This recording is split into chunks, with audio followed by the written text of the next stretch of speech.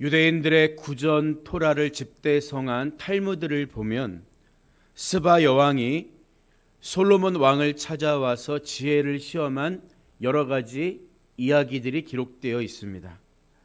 성경에는 스바 여왕이 솔로몬의 지혜를 시험하기 위해 예루살렘을 방문했던 일과 솔로몬이 그가 묻는 말에 다 대답하였으니 왕이 알지 못하여 대답하지 못한 것이 하나도 없었더라, 이런 정황만 기록되어 있는데요, 탈무드에는 구체적으로 스바 여왕이 어떻게 솔로몬의 지혜를 시험했는가에 관한 여러 이야기가 기록되어 있습니다. 그중 한 가지 예를 들면 스바 여왕이 2개의 화분을 가지고 옵니다. 아름다운 꽃이 꽂혀 있었지만 그 중에 하나는 가짜 꽃, 조화였지요. 여왕이 화분을 멀리 갖다 놓고 솔로몬 왕에게 어느 화분에 있는 꽃이 진짜 꽃이냐는 질문을 합니다. 솔로몬은 잠깐 생각하더니 신하에게 밖에 나가서 벌과 나비 몇 마리를 잡아오라고 명령합니다. 신하가 벌과 나비를 잡아오니까 여기에다 풀어놓으라고 이야기하죠. 조금 뒤에 벌과 나비가 한쪽 화분에 가서 앉는 것을 보고 솔로몬이 웃으면서 저 벌과 나비가 앉은 화분이 진짜 꽃이 있는 화분입니다, 이렇게 지혜롭게 대답을 했다는 거예요. 진짜 꽃은 향기가 있습니다. 마찬가지로 성경은 우리 그리스도인들을 가리켜서 그리스도의 향기요 그리스도의 편지다, 이렇게 말하고 있습니다. 그러니까 우리가 교회에 다닌다고 말을 해서 그리스도인인 게 아니라 우리 삶을 통해서 그리스도인 다음을 통해서 우리의 정체성이 드러나야 한다는 거겠죠. 입만 열면 교회 이야기, 하나님 이야기를 하는데 걸핏하면 남과 싸우거나 상스러운 말을 입에 달고 산다든지 또는 행실이 전혀 덕이 되지 못한다면 아마 사람들은 우리가 믿는 하나님, 우리가 다니는 교회 전혀 동경하지 않을 거예요. 그래서 우리는 말이 아닌 삶으로 복음을 전하는 사람이 되어야 하는 것입니다. 우리가 그리스도의 편지답게 살아야 한다면 지금 읽고 있는 히브리서는 실제로 편지글, 곧 서신서입니다. 편지의 내용 중에는 하고 싶은 말과 당부의 말이 포함됩니다. 히브리서 기자가 독자들에게 예수 그리스도의 우월성에 대해서 논증하고 있었던 이야기가 하고 싶은 말이었다면 이어지는 내용은 당부하고 싶은 말에 관한 내용이라고 할 수 있겠죠. 그래서 히브리서 10장 19절부터 계속해서 인내하는 믿음에 관한 당부를 하고 있는 거예요. 그리고 오늘 읽은 본문부터 마지막까지는 인내하는 믿음에 이어서 인내하는 삶에 관한 권면으로 이해할 수가 있습니다. 그러니까 더 구체적이고 현실적인 문제를 다루고 있는 것이지요.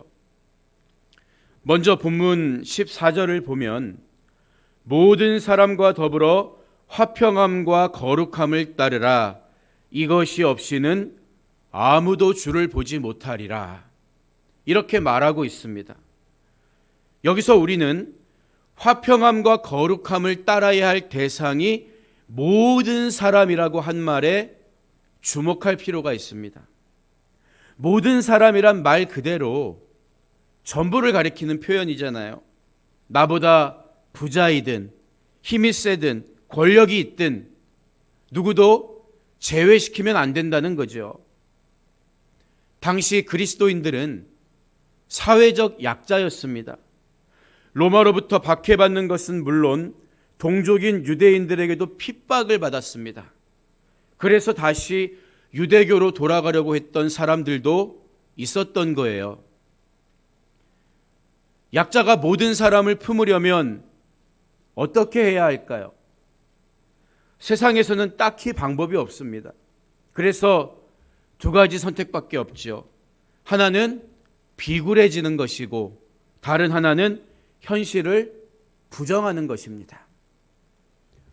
중국의 유명한 작가 노신의 소설 악휴정전에 나오는 주인공처럼 실컷 얻어터지고도 그래도 내가 이겼다, 정신 승리를 해야만 약자가 모든 사람을 품을 수 있는 것처럼 보입니다. 적어도 세상에서는 그렇다는 거예요. 그러면 성경이 우리에게 요구하는 게 그런 걸까요? 그렇지 않습니다. 그리스도인은 약자가 정신 승리하는 세상의 방법과 다른 삶을 사는 사람이라고요.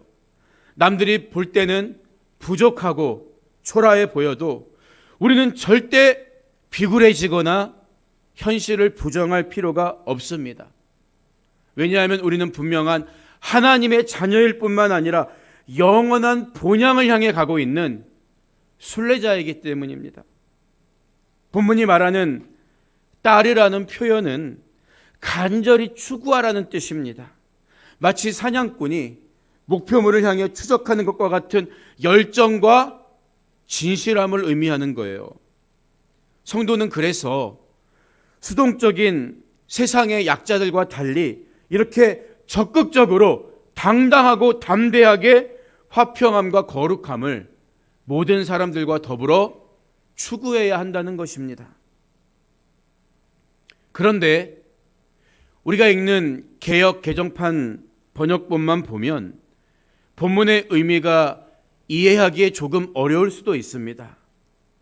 모든 사람과 함께 화평함을 따르라, 이 관계에 근거한 말씀은 이해하겠는데 거룩함을 어떻게 다른 사람과 함께 따를 수가 있을까요? 또한 다른 사람과 화평하지 않으면 절대 주님 앞에 설 수 없다, 천국에 들어갈 수 없다, 이런 뜻일까요? 사실 14절 말씀은 각각 강조하려는 말씀이 담긴 두 개의 문장이 결합되어 있는 형식의 글로 이해해야 합니다. 헬라어 원문을 직역하면 너희는 모든 사람과 더불어 화평함을 쫓고 이것 없이는 아무도 주를 볼 수 없는 거룩함을 쫓으라, 이런 뜻이거든요. 화평함은 다른 사람과의 관계 속에서 갖추어야 할 그리스도인 다음을 의미합니다. 그리고 거룩함은 주님을 뵙기 위해 내가 추구해야 할 성품입니다. 따라서 거룩하지 못하면 영혼의 때에 주님 앞에 설 수 없다, 이런 뜻입니다. 그렇다면 우리는 왜 모든 사람과 더불어 화평해야 하는 걸까요? 성경은 성도가 마땅히 행해야 할 기본적인 덕목 중 하나가 화평이라고 분명히 가르쳐주고 있기 때문이에요.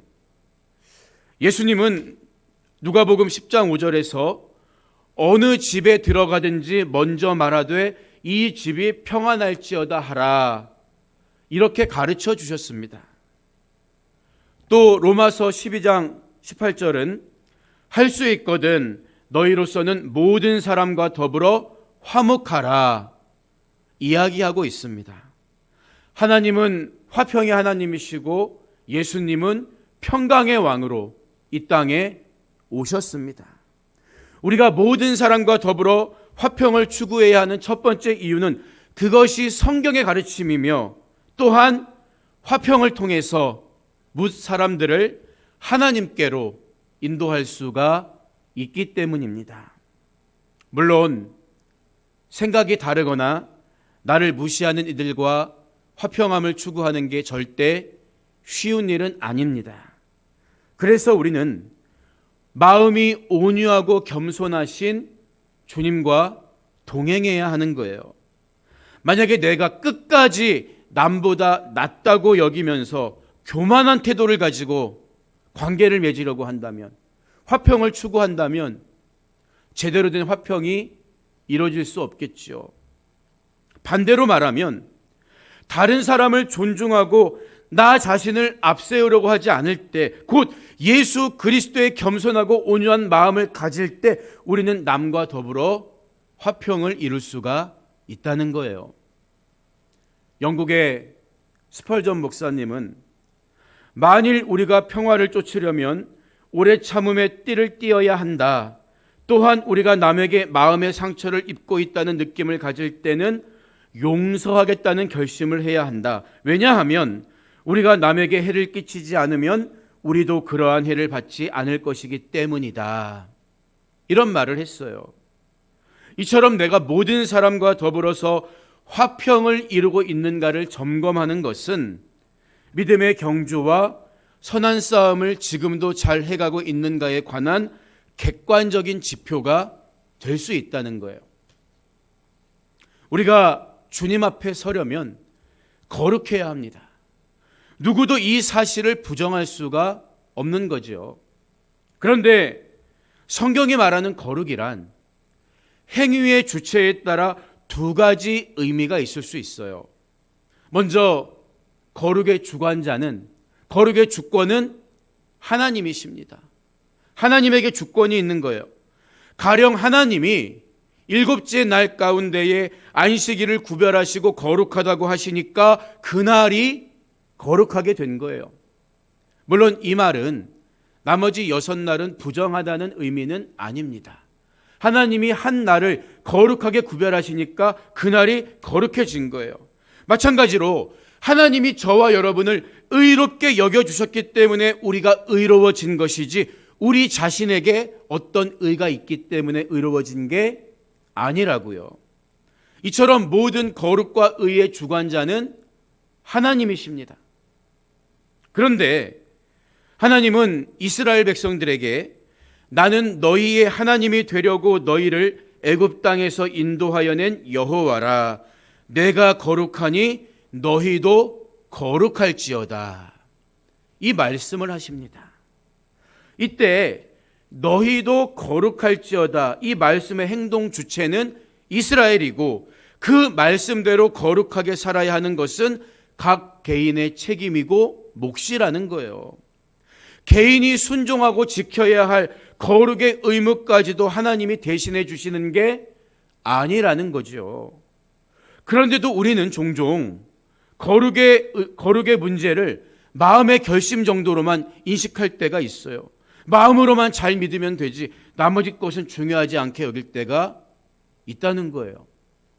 하지만 예수님은 마태복음 5장 20절에서 너희 의가 서기관과 바리새인보다 더 낫지 못하면 결코 천국에 들어가지 못하리라고 말씀하셨습니다. 여러분, 서기관과 바리새인이 어떤 사람들입니까? 율법의 1.1획이라도 어기지 않으려고 노심초사했던 사람들 아니에요? 어떻게 우리가 그들보다 더 나은 의를 가질 수 있냐는 거예요. 그들은 율법의 형식만 따랐을 뿐 마음으로 하나님과 이웃을 사랑하지는 못했습니다. 따라서 바리새인보다 더 나은 의를 가지려면 마음으로도 하나님과 이웃을 사랑해야 하는 것이지 마음만 있으면 된다는 말씀은 절대 아니라는 거예요. 마음도 형식도 중요하다. 그래서 에스겔서 44장 9절에서 하나님은 이스라엘 족속 중에 있는 이방인 중에 마음과 몸의 할례를 받지 아니한 이방인은 내 성소에 들어오지 못하리라고 말씀하셨던 거예요.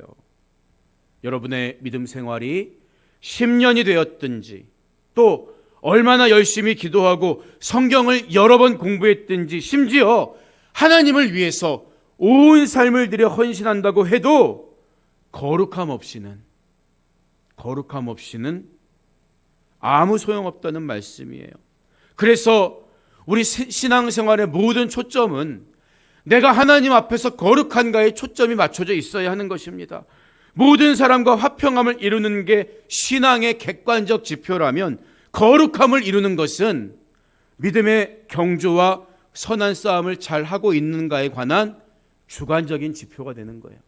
화평함과 거룩함을 통해서 우리는 신앙의 경주를 잘 하고 있는가를 부단히 점검해야 하는 거예요.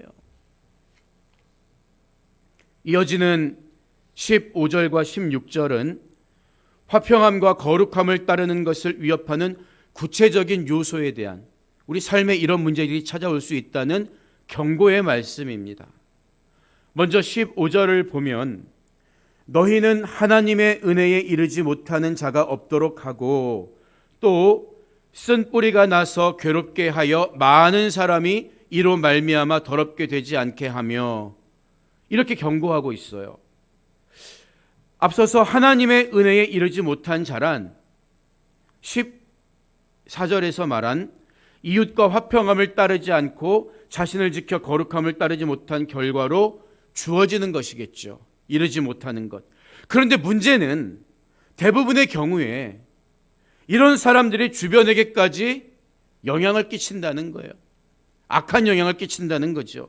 죄는 강한 전염성이 있기 때문입니다. 본문에서 말하는 쓴뿌리는 독한 열매를 맺어서 주위에 막대한 해를 끼치는 죄의 습성을 비유적으로 표현한 말이죠. 히브리서의 문맥상 쓴뿌리로 인해 많은 이들을 더럽게 오염시키는 자는 단순히 개인적 차원의 죄만 퍼뜨리는 사람이 아니라 성도의 신앙을 흔드는 잘못된 가르침을 퍼뜨리는 거짓 교사들을 가리킨다고 해석해야 타당합니다.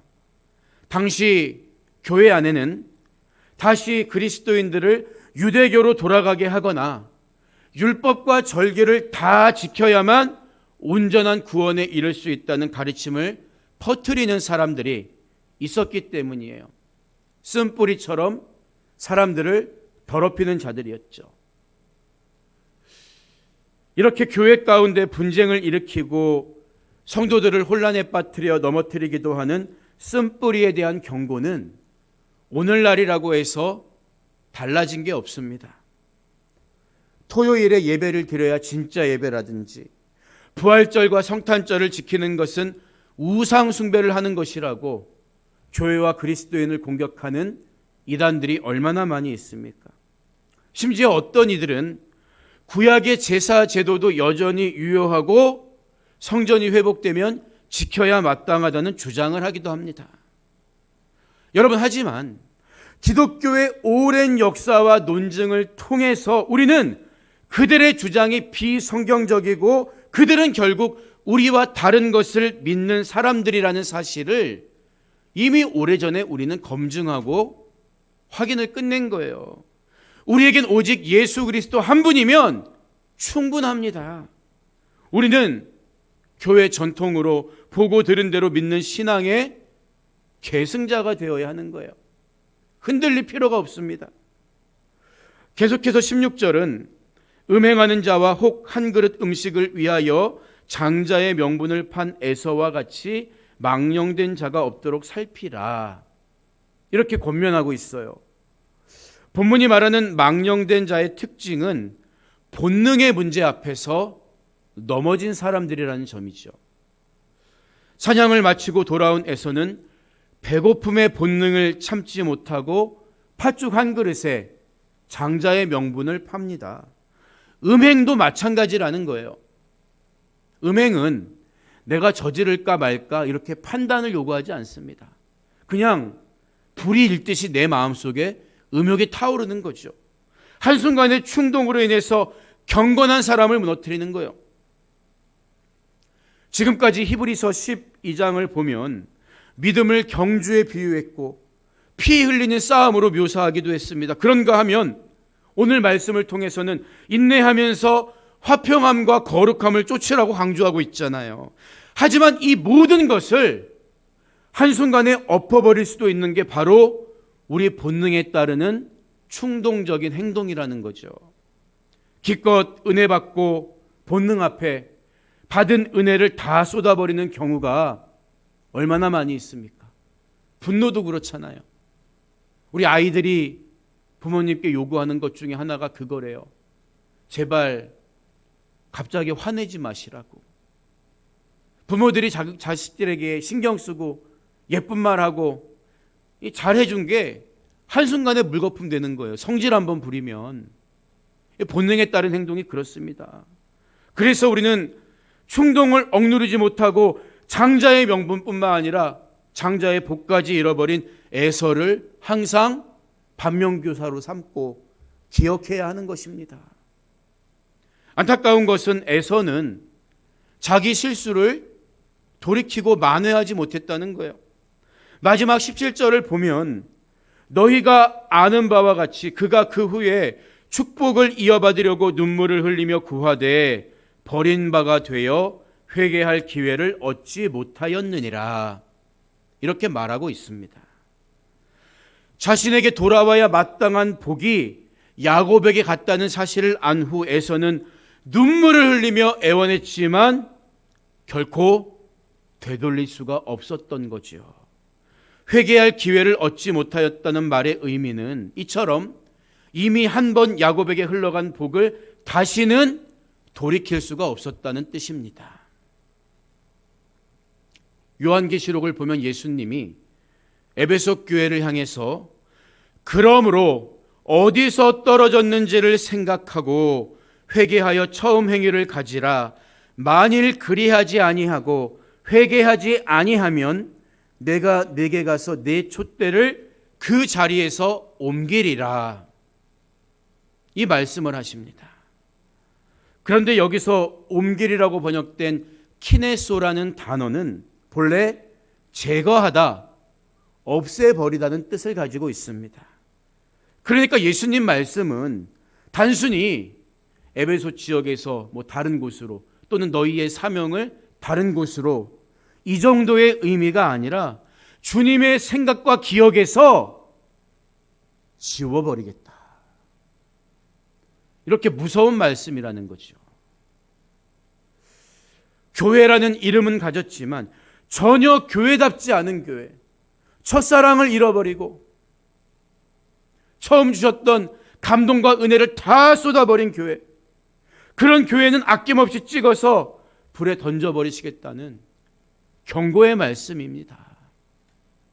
하지만 감사한 것은 에서는 아무리 울어도 한 번 잃어버린 장자의 복을 다시 돌이킬 수 없었지만 예수님은 거듭해서 우리에게 회개할 기회를 주신다는 거예요.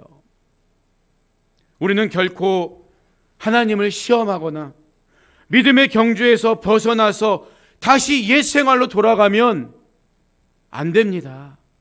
히브리서 기자는 믿음의 경주에서 탈락한 에서와 같은 반면교사를 인용하면서 다시 한번 인내하는 삶으로 믿음의 경주를 완주하라고 당부하고 있는 거예요. 끝까지 주님과 동행하면서 화평함과 거룩함으로 승리하는 여러분 모두가 되시기를 주님의 이름으로 축복합니다. 오늘 말씀을 마무리합니다.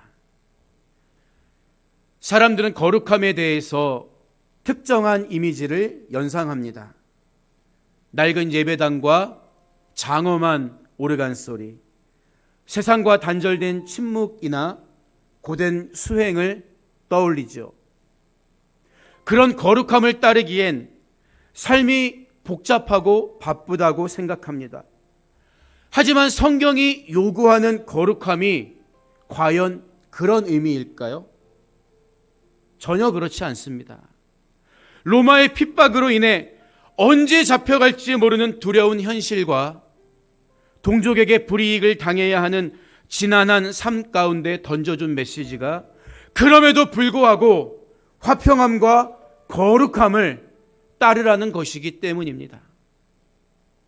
거룩함이란 일상에서 드러나는 내 선택의 결과물입니다. 미국 대통령 보좌관이었다가 극적으로 회심한 찰스 콜스는 러빙 갓이라는 책에서 거룩에 대해 이런 말을 남깁니다. 거룩은 모든 그리스도인의 일상 업무이다. 매 시간, 매일 우리가 하는 것들과 우리가 내리는 결정들이 거룩 그 자체에 대해 증명할 수 있어야 한다.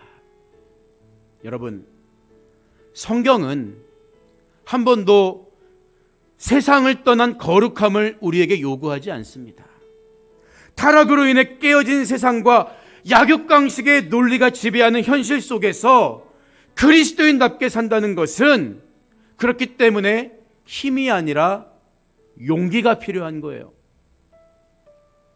사람들의 조롱 속에서도 끝까지 예수 그리스도를 바라볼 용기, 세상에 난무하는 지혜 속에서도 내게 주어진 믿음의 경주를 끝까지 마치겠다는 그 거룩한 선택의 용기가 필요한 것입니다.